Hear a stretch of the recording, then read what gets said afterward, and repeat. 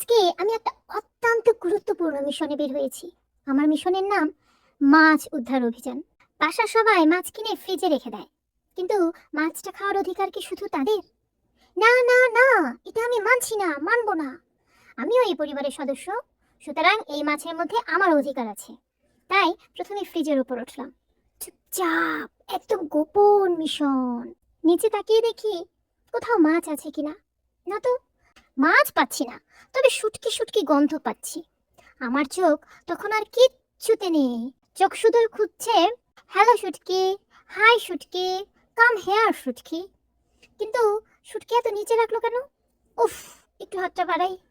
উম, হচ্ছে না, আর একটু নিচে যাই। উফ, এভাবে গেলে তো আমি নিজেই ফ্রিজের ভেতর ঢুকে যাব, অথবা পড়েও যেতে পারি।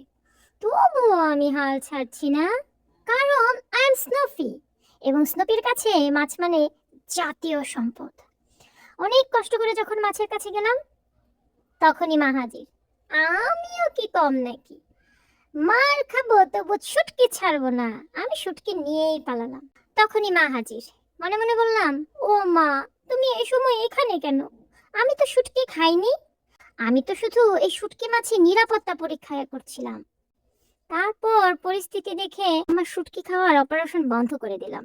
ভাবলাম, আজকে আর শুটকি না হোক, সম্মান নিয়ে অন্তত পালাই।